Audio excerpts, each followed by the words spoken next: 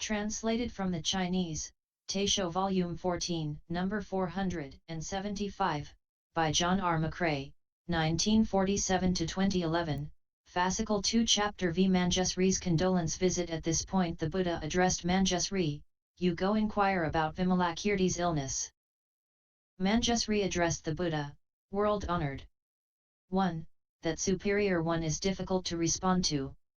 He has profoundly attained the true characteristic, and he is good at explaining the essentials of the Dharma. His eloquence is unhampered, and his wisdom is unhindered. He completely understands all the deportments of the bodhisattvas, and he has entered into all the secret storehouses of the Buddhas. He has subjugated the host of Maras, and disports himself in the minute penetrations. He has already attained perfection in his wisdom and skillful means. Nevertheless, I will accept your sagely purport and proceed to inquire about his illness." Thereupon the bodhisattvas, great disciples, Indras, Brahmas, and the 4 heavenly kings in the assembly all thought, "Now these 2 great bodhisattvas Manjusri and Vimalakirti will have a discussion. They will certainly explain a wondrous Dharma." At the time 8,000 bodhisattvas, 500 Sravakas, and 100,000 gods all wanted to follow along. Manjusri and the congregation of bodhisattvas and great disciples, with the gods reverentially surrounding them, then entered the great city of Vaisali. At that time the elder Vimalakirti thought, "Now Manjusri and a great congregation is coming." Then with his numinous power he emptied out his room, removing what was there as well as his servants. He left only a single couch, upon which he reclined in his illness. Manjusri entered the house, and he saw the room was empty, with Vimalakirti lying alone on a single couch. Then Vimalakirti said, "Welcome, Manjusri. You have come with the characteristic of not coming, you see with the characteristic of not seeing." Manjusri said, "So it is, retired scholar. If one has come, there is no more coming. If one has gone, there is no more going. Why? To come is to come from nowhere, to go is to proceed nowhere. That which can be seen is then invisible. But enough of this matter. Retired scholar, can this illness be forborne? In its treatment is it diminished, so as not to increase?" The world honored one has made immeasurable courteous inquiries about you. Retired scholar, what is the cause from which this illness arises? Has it been affecting you long? How will it be extinguished? Vimalakirti said, "From stupidity there is affection, and hence the generation of my illness, or, the illness of self. Since all sentient beings are ill, therefore I am ill. If the illness of all sentient beings were extinguished, then my illness would be extinguished. Why? Bodhisattvas enter samsara on behalf of sentient beings. Because there is samsara, there is illness. If sentient beings were able to transcend illness, then bodhisattvas would not also be ill. It is like an elder whose only son becomes ill, and the parents become ill as well. If the son recovers from the illness, the parents also recover. Bodhisattvas are like this. They have affection for sentient beings as if for their own children. When sentient beings are ill, the bodhisattvas are ill also, and when sentient beings recover from their illness, the bodhisattvas recover also." He also said, "From what cause does this illness arise? The illness of bodhisattvas arises from great compassion." Manjusri said, "Retired scholar, why is this room empty, with no servants?" Vimalakirti said, "The countries of the Buddhas are also all empty." Manjusri asked, "With what was it emptied?" Vimalakirti answered, "It was emptied with emptiness." Manjusri asked further, "How can emptiness use emptiness?" Vimalakirti answered, "It is empty through non-discriminating emptiness." Manjusri asked further, "Can emptiness be discriminated?" Vimalakirti answered, "Discrimination is also empty."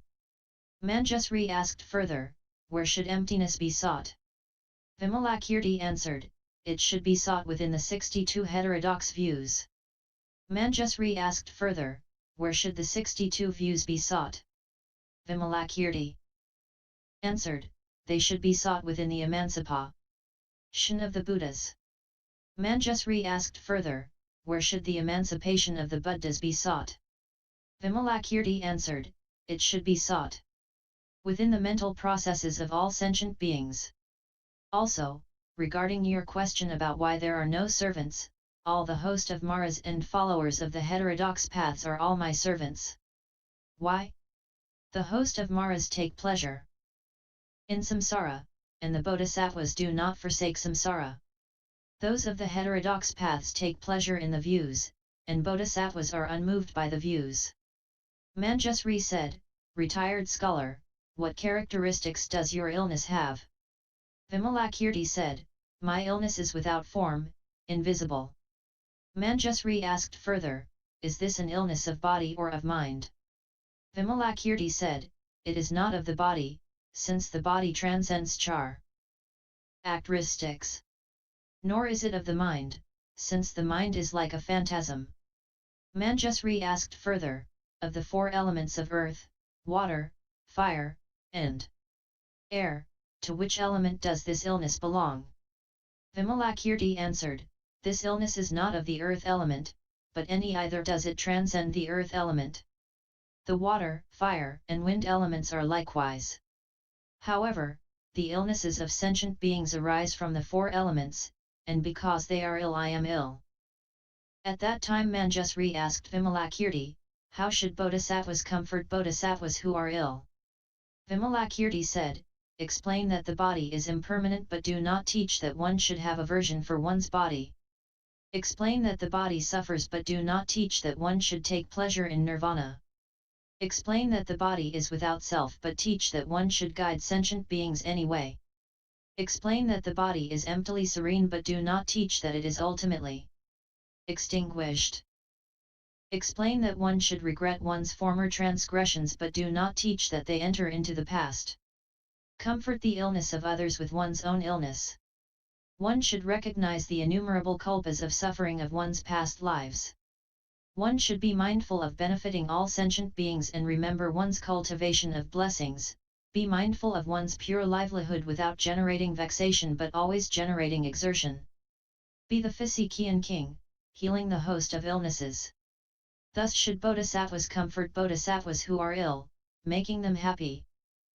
Manjusri said, retired scholar, how should the bodhisattva who is ill control his mind?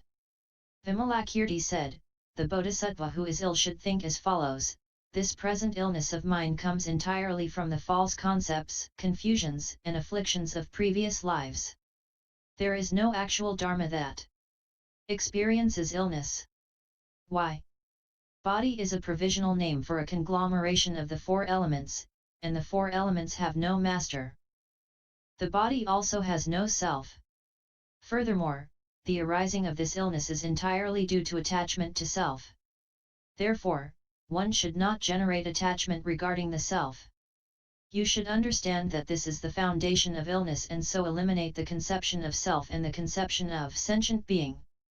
You should give rise to the conception of dharmas, thinking as follows, it is only through the combination of a host of dharmas that this body is created. Its arising is only the arising of dharmas, and its extinction is only the extinction of dharmas. Also, these dharmas do not know themselves. When they arise, they do not say I have arisen. When they are extinguished, they do not say I have become extinguished. The bodhisattva who is ill should undertake the conception, or visualization, of the extinguished dharmas. He should think as follows, this conception of the dharmas is also a confused view. Such a confused view is a great calamity, and I should transcend it. What should be transcended? One should transcend the self and the sense of personal possession. What is it to transcend the self and the sense of personal possession? It is to transcend the two dharmas. What is it to transcend the two dharmas? It is to be mindful neither of interior nor exterior dharmas and to practice universal sameness. What is universal sameness? It is for self to be same and for nirvana to be same. Why? Both self and nirvana are empty. Why are they empty? They are merely names, and therefore empty. Thus these two dharmas are without definitive nature. When one attains universal sameness, there is no remaining illness. There is only the illness of emptiness, and the illness of emptiness is also empty. Bodhisattvas who are ill should use non-experience to experience the experiences. They acquire realization without becoming complete in the dharmas of Buddhahood and without extinguishing experience. Given the suffering of their bodies, they think of sentient beings in the evil destinations and generate great compassion, thinking, I have already controlled my suffering and I should also control the suffering of all sentient beings. Just eliminate the illness, do not eliminate dharmas. Bodhisattvas teach sentient beings so that they eliminate the basis of their illness. What is the basis of their illness? It is the presence of objectified mentation. It is through objectified mentation that the basis of illness is constituted. What is objectified mentation? It is the triple world. What is it to eliminate objectified mentation? It is done with non-attainment. If there is no attainment, there is no objectified mentation. What is non-attainment? It is the transcendence of dualistic views. What are dualistic views? They are the internalistic view and externalistic view. These are without attainment, i.e., not apprehensible. Manjusri, this is how bodhisattvas who are ill control their minds. This is how they eliminate old age, illness, death, and suffering. This is the bodhisattva's bodhi. If it were not like this, then my cultivation would be a foolish waste. It is like one who is victorious over his enemies being called a hero. This is the term for the bodhisattva who has simultaneously eliminated old age, illness, and death.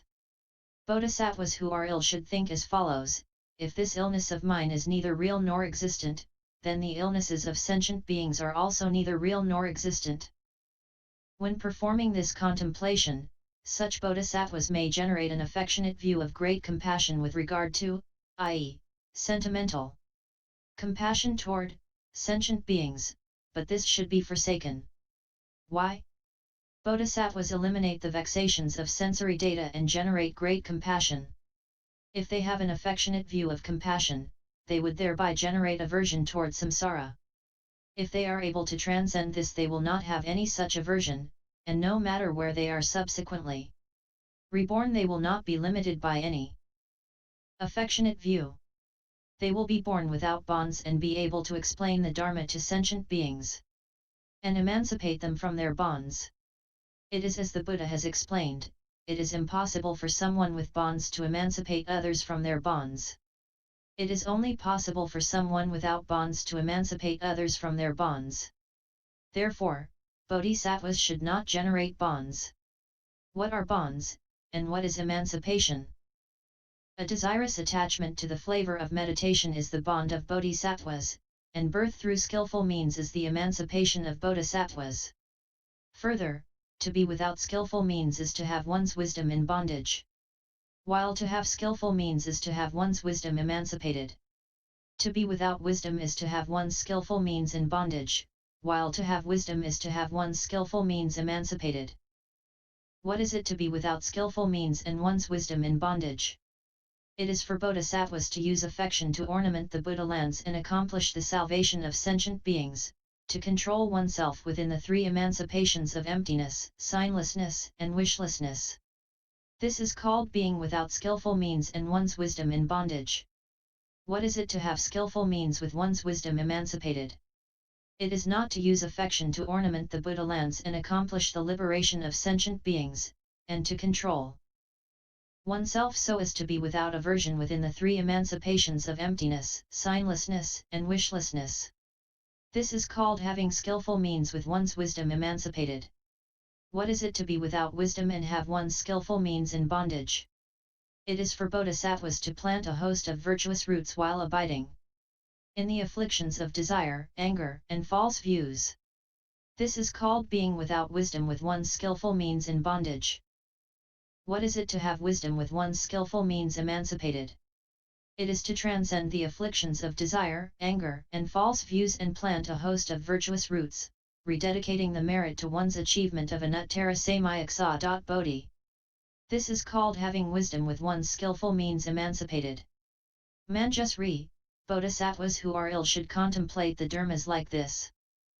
Also, to contemplate the body as impermanent, suffering, empty, and no self is called wisdom. Although the body is ill, it always exists in samsara. To benefit all without tiring, this is called skillful means. Also, in contemplating the body, one should realize that the body does not transcend illness and illness does not transcend the body, and that this illness and this body are neither new nor old. This is called wisdom. For one's body to be ill but never die is called skillful means.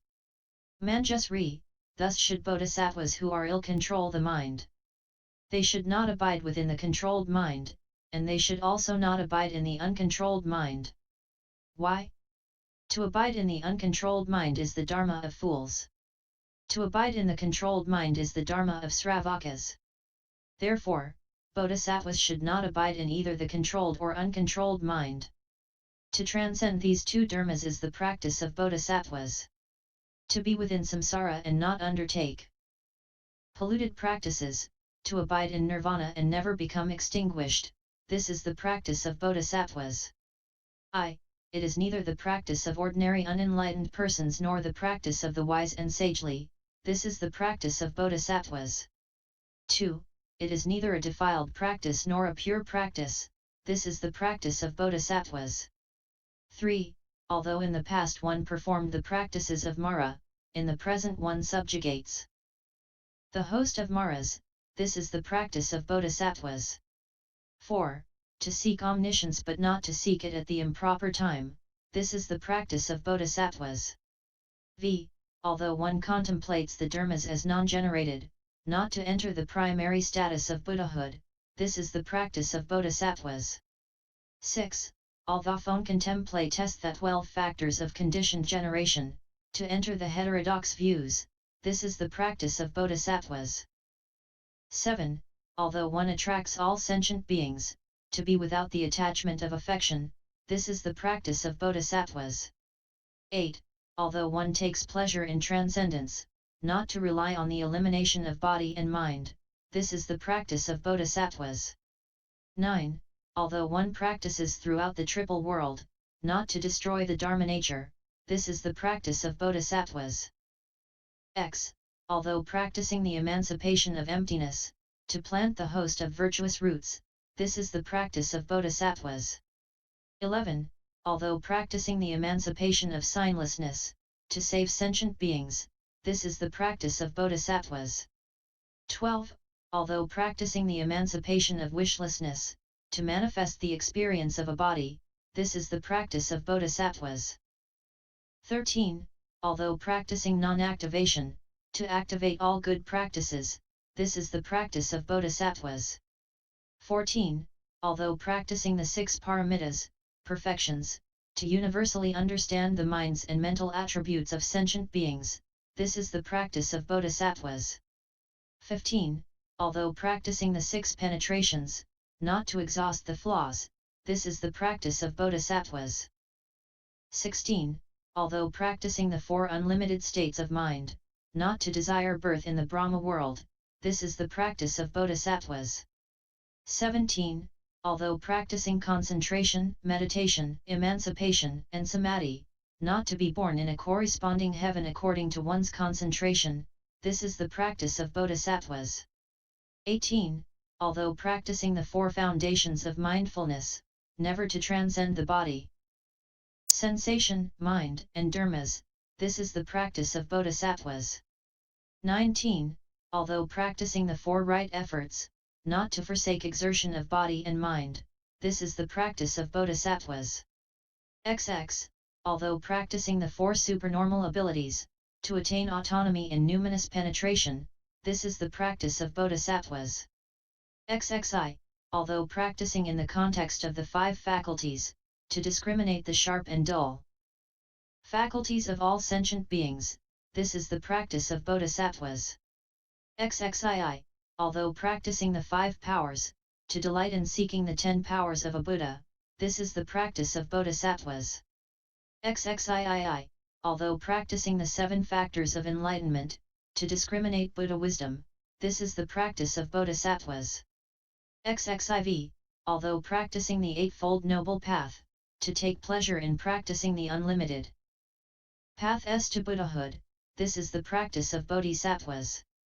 XXV, although practicing concentration and contemplation, the auxiliary factors of the path, yet ultimately never to fall into extinction, this is the practice of bodhisattvas. XXVI, although practicing with an awareness of the non-generation and non-extinction of the dharmas, to ornament one's body with the 32 primary characteristics and 80 subsidiary marks, this is the practice of bodhisattvas. XXVII, although manifesting the deportment of a Sravaka or Pratyeka Buddha, not to forsake the Buddha Dharma, this is the practice of bodhisattvas. XXVIII, although being in accord with the ultimate characteristic of the purity of the dharmas, to manifest one's body where needed, this is the practice of bodhisattvas. XXIX, although contemplating the Buddha's countries as permanently serene like space, yet to manifest the various pure Buddha lands, this is the practice of bodhisattvas. XXX, although attaining the enlightenment of Buddhahood, turning the wheel of the Dharma, and entering nirvana, yet not to forsake the bodhisattva path, this is the practice of bodhisattvas. When Vimalakirti explained the Dharma in these words, 8,000 gods within the great assembly led by Manjusri all generated the intention to achieve an uttara samayaksa. Bodhi. End Viz X005